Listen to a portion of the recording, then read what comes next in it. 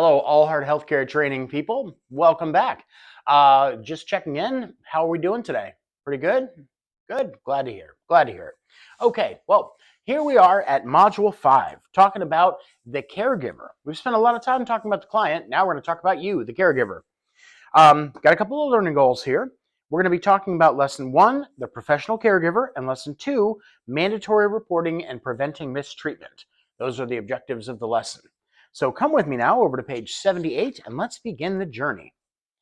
First and foremost, the idea behind this one is that by the time we're done with this class, you're going to be able to recall the basic job duties of being a home care aide. You'll understand how to use a service plan to provide appropriate individualized care, supporting all the client's rights and dignity and such.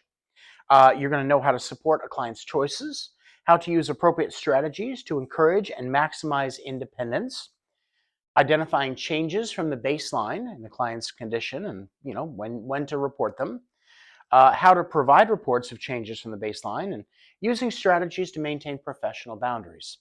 So lots of good information covered in this one. Now, as always, we've got some key terms to review. Make sure that you know these key terms. Remember, the test will have a lot of these key terms on it, so you'll want to be familiar with what these are. You've got activities of daily living. You've got advocating, and that's where you speak up for or take action for someone else. You've got common care practices, which we're going to talk about a lot more during the test as well. Instrumental activities of daily living, which are a little bit different than activities of daily living, and I'll explain how. Monitor. What is monitoring and when do you do it? Nurse delegation. What is it? When is it appropriate? Is it right for you? We'll talk about that. Observation, watching and listening and taking in information. Personal care services, professional boundaries, and a prosthesis, artificial parts of the body that may need special care or consideration. So those are all the keywords we're going to go over, and you'll find, obviously the definitions are there, but we'll talk about them at length in the lesson. So let's jump into the first section here, the overview. As the home care aide, you'll improve the client's quality of life through person-centered care. We talked about that, right? You assist the client with their ADLs and IADLs according to the care plan and according to what's needed. You'll protect their privacy, dignity, and safety at all times. The care team is an essential part of the client's care, and you are one of the most important parts of that care team. They're going to rely on your observations and reports to make sure the client receives appropriate care because you're in the home more than anyone else. So it's going to be you taking care of this. You'll learn about your client's strengths and needs from the service plan and also from getting to know them. And you'll, get to know them as a person, respecting their preferences and their choices. So there's a lot that goes into being a home care aide. You're a caregiver, but you're also a detective, but you're also a chef, but you're also a housekeeper. There's so many different things that you do as a caregiver. In your opinion, which responsibility of being a home care aide is the most challenging or maybe the most rewarding? Think about that one. Answer that question for me, and we'll talk about that one in class because I want to hear what you say about that. But now let's turn over to page 79, okay? And we're talking about the professional caregiver. That's you. A home care aide is a professional caregiver, okay? You need to understand your responsibilities and have the knowledge and skills to perform them well. You should know how to provide personal care as directed by the care plan and the client, because both things come into play. You know how to follow common care practices, promoting rights and dignity and privacy. Basically, common care practices is like, your friendliness, your bedside manner, your attitude, your willingness to work with people, things like that. You obviously need to know how to observe and document and report changes and when it's appropriate to do so. Follow a high standard of professional conduct, including professional boundaries, and know how to respond to emergency situations. Okay, we will talk a little bit more about professional boundaries later, but that high standard of conduct, that's something that I can explain to you, but I can't ingrain in you. That's something that has to come from within. Your honesty, your integrity, your willingness to do the right thing, even if it's inconvenient, that's something that comes from you. And I'm hoping those are qualities that you already have. And if you're working on improving those qualities in yourself, then good on you, because none of us have them to perfection. We all need to work on that. I know I wish I was a better person every day of this life, but I try to be. I try to work towards being a better person. And so, these are just, ways to motivate us. Hmm. All right. So, providing personal care. Personal care tasks are the routine activities that we do to take care of ourselves. Okay, bathing, eating, essential shopping, keeping yourself clean, making sure you're sleeping okay, things like that. Things that keep you alive. Okay, things that keep you healthy and keep you alive are basically essentially the activities of daily living. Okay, those are your personal care tasks that you're doing. A home care aide would support someone's independence by helping with these kind of personal care tasks. As I said before, if you're not in the home and the client can't do these things on their own, then the amount of time they can be in their home alone without help is very limited, isn't it? Everyone has their own strengths and preferences and needs. Some clients may just want a little bit of support with tasks. Some may need a lot of support with a task. Everybody's different and everybody can change too. Remember that just because the care plan says one thing does not mean that's what it's always going to be. It's just a guide. Your responsibility is to protect their independence, privacy, and dignity as you assist with these individual needs. And that can be a little bit tricky sometimes because, you're helping them with highly personal tasks. And sometimes protecting dignity can be like, okay, they need help toileting. Um, it's really hard to preserve dignity when you're literally wiping somebody. You know what I mean? But it's in the way that you do it and the way that you approach it and the professional attitude that you take when you're doing it. You don't look at it as like, ooh, gross. You look at it as I'm a human being helping another human being doing something that they cannot do on their own. Regardless of what the task is, it's coming from it from a pragmatic point of view and knowing that you are helping them do something they can't do themselves. Okay? So, professionalism and maintaining dignity. Personal care services are something that the client receives depending on their needs and preferences. Usually during the assessment portion, remember, the assessment portion of making the care plan, what the needs are of the client will be designated at that time. They'll evaluate what they need, they'll find out what they need, and they'll make sure that that information is on the care plan. Um, Reflection question. Imagine you needed another person to help you use the bathroom and get dressed. How important would the quality of that care be to your life? Right? Kind of what I said earlier. All right, let's flip over to page 80 now. And let's look at some activities of daily living. Some of these essential things that must be done in order to maintain the bare necessity quality of life. Okay? These are the basic needs. Basically, most clients will need some level of support with a lot of these tasks. Usually someone who can do all these things without hardly any help, they're not getting care services. Someone who can do these without any help doesn't really need care services. So it's sort of implied that if you're in their house taking care of something for them, they should need help with some of these services. In the event that you go to someone's home and the care plan says that they need help with 6 of these things, and you go there and you're like, hey, I'm here to help you, and they say, actually, I don't need help with any of this stuff. I just need you to go wash my clothes and clean my floors, and I want you to take out the garbage, and I want you to cut my grass, and then walk my dog, and I'm going to be sitting here watching TV. Okay, that's not a caregiver. That's a personal assistant. Okay, and not a very well respected one. So if you feel like you're in a client's home and they're having you run errands and do frivolous tasks and things like that, and they don't actually need any care, they don't need any services, then that's something you'd want to report to your agency or your organization that sent you there in the first place. Because some people, not many, but some people will try to commit some form of fraud with this system. And they'll say, oh yes, I need a personal care assistant to do these things and I can't do them by myself. And then you'll get there and you realize that's not true at all. They told a lot of little lies during that assessment. And again, I'm not saying it happens a lot because most of the time it doesn't, but I have encountered it over my many, many, many years of doing this. And so I like to make sure that you're aware that what to do if that situation arises. You don't just suck it up and take it. You let someone know that it's going on, okay? So think about that for a second, and we're going to take a quick break, and then we're going to get into these activities of daily living. All right, cool. Nice little break. Okay, coming back here, talking about taking a full bath or body shower, sponge bath, or transferring in and out of tub or shower. That's bathing. Okay? All these ADLs, you should know what they are.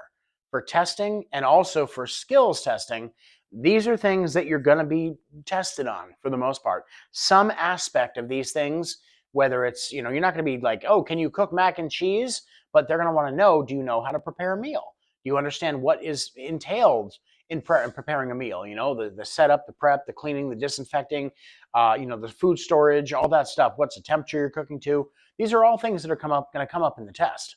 So know about these things. These are important aspects of being a caregiver because this is your core job right here. Bed mobility, helping people move around in bed or get out of bed. Body care, which is just taking care of all types of things that involve movement of the body or application of lotions or things like that. Just caring for the skin, all sorts of things like that. So any type of care of the body.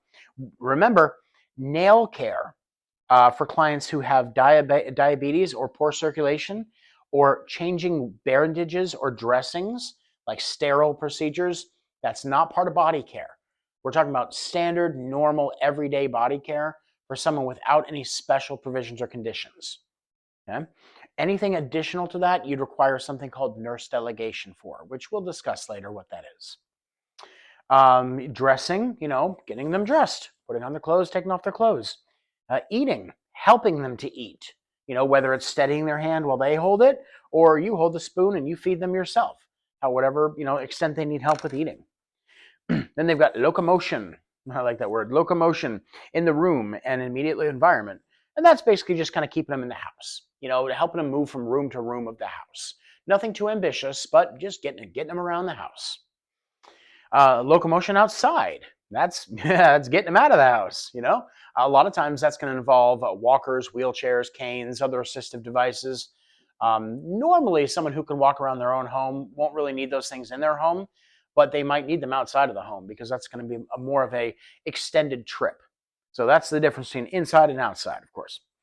Medication management, and that's helping them take them, helping them sort them, helping them pick them the right bottles, all these things. Toilet use, that speaks for itself, but that could be taking them to the toilet or helping them use the toilet while either in their wheelchair or in bed, using a bedpan or a catheter, condom catheter, or something like that. Transfer means moving them from one surface to another surface. Bed to wheelchair, wheelchair to toilet, toilet to shower chair, bed to Hoyer lift to wheelchair, any kind of transferring that might need to be done. Personal hygiene. Maintaining personal hygiene, and that's just brushing teeth, combing hair, cleaning the goop out of your eyes, flossing, just cleaning under the nails, whatever personal hygiene sort of thing needs to be done. So those are the things that basically need to be done to keep someone healthy and alive and in a good state. Notice this doesn't really address any of the psychosocial needs or the desires. Remember, we talked about the things that the client wants versus what they need. Right? So then we've got some things that they may want, right? IADLs, if you will. These are instrumental. And they mean that they're around the home and in the community, and you might help with some of these things, but it'll be less common that you do these than you do these over here. So now on page 81, we're looking at meal preparation. Now you might say, but Edward, how can they live if I don't make them meals? Well, that's the key. It's meal preparation, meaning you're actually cooking them food. They're not just opening up a pack of Oreos and eating it. They're not just eating some peanut butter crackers, or they're not just, making themselves a sandwich. You're making a meal for them, which is nice. It's nice if you can prepare meals for people. Everybody I know likes a home-cooked meal. I don't know a single person that would rather have something like, oh, I'm just going to eat a microwave something, as opposed to, oh, this is fresh and ready, and someone just made it for me with care. And how do you beat that, right? So meal preparation is a nice thing to have. Housework, like cleaning up, doing dishes, dusting, making the bed, other things along those lines, and just keeping the house in clean and in order.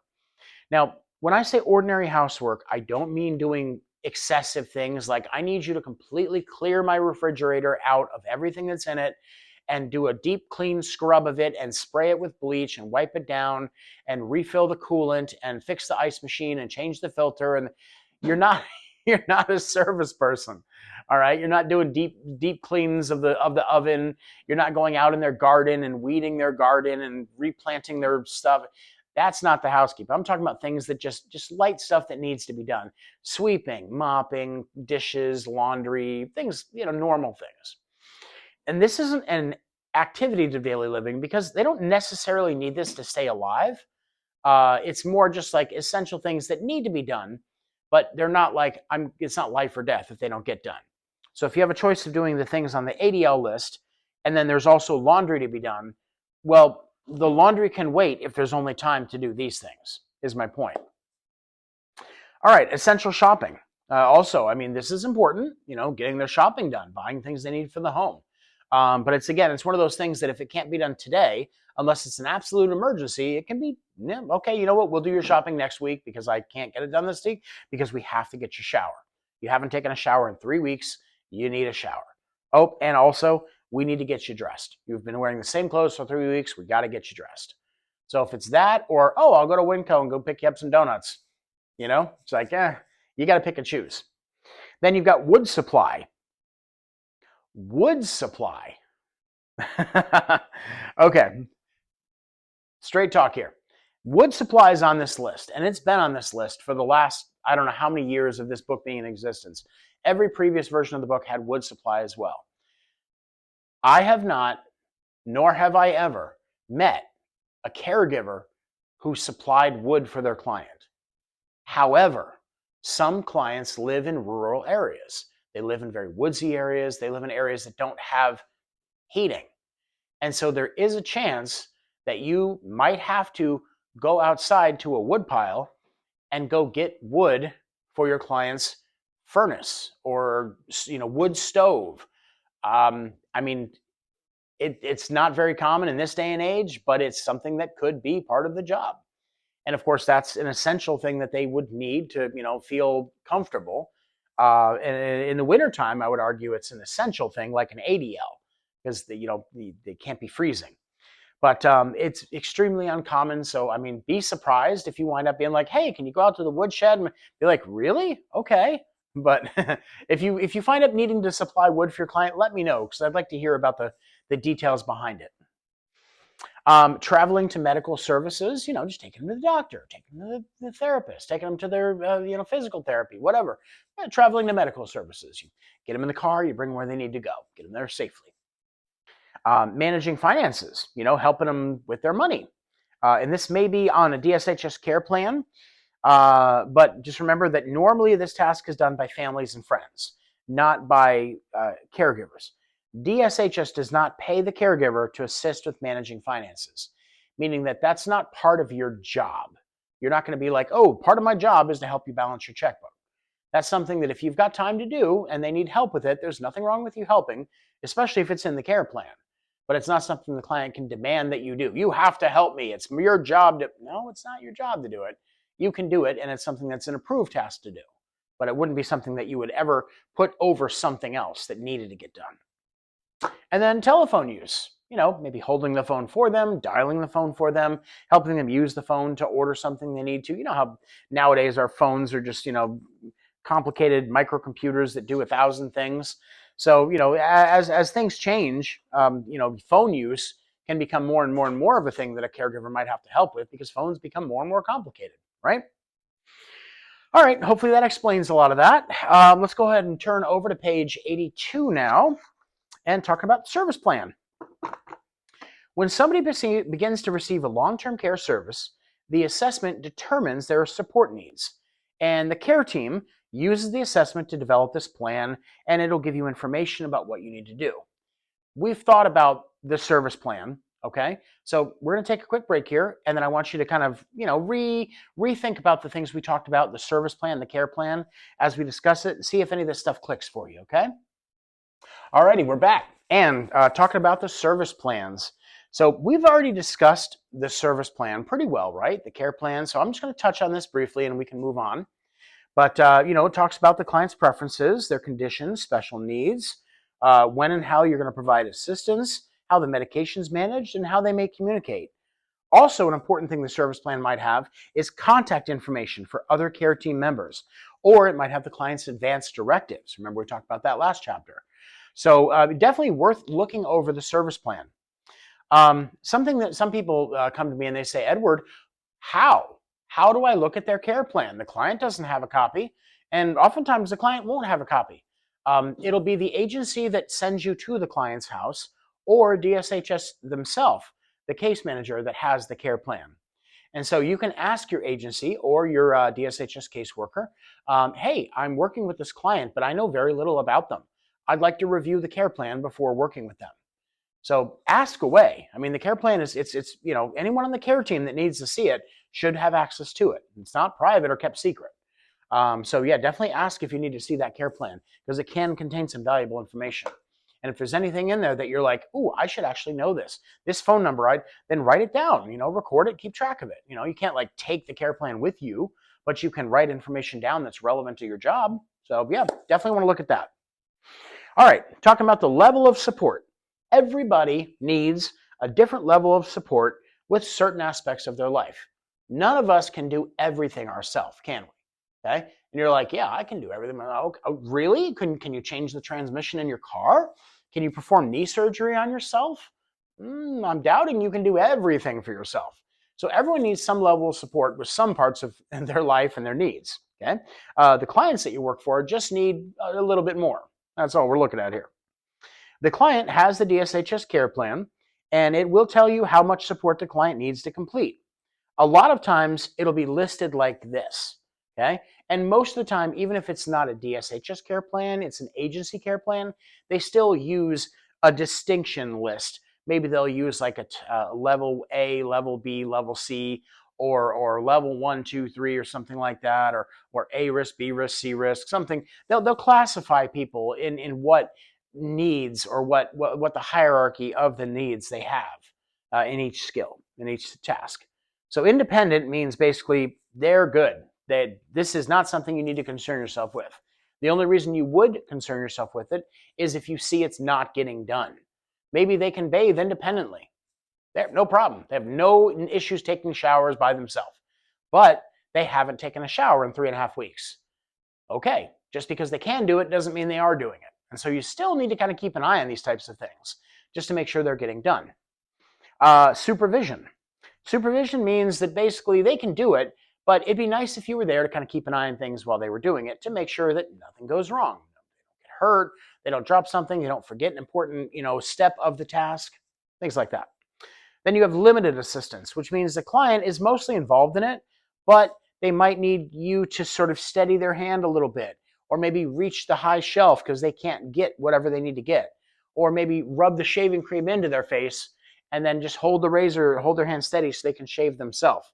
Limited assistance, not doing it all for them. They're still participating here. Then you have extensive assistance, which means the client they know what's going on and they know what you're doing, and they're going to help to whatever extent they're able to, but you're mostly going to be doing the job for them. Like maybe they can transfer from the bed to the wheelchair. You're going to have to help them sit up, help them put their shoes on, help them put their gait belt on, help them to steady themselves, bring the wheelchair over, lock the wheels of the wheelchair. And then the only part they can really do is they can bear some weight while you help them stand up and then help them turn and pivot and sit in the wheelchair. That's about all they're able to do. So that would be like extensive assistance with the task. And then you have total dependence, meaning they can't do anything themselves. They can't do any part of this task themselves. You have to do it for them entirely. Okay? Feeding a client, for example, someone who's totally dependent on feeding normally can't even eat themselves. They need you to feed them through a G-tube or something, a feeding tube. Total dependence. They can't do any part of the skill themselves. So I hope those designations make sense. There's levels of support are pretty much specific to DSHS, though. Like I said, other agencies may piggyback off this, but they might have their own designations for this as well. Okay? Okay, let's flip over to page 83 now. We're making good progress. Service plans and care settings. The service plan may have a different name in your care setting. Sometimes they're called negotiated care plans.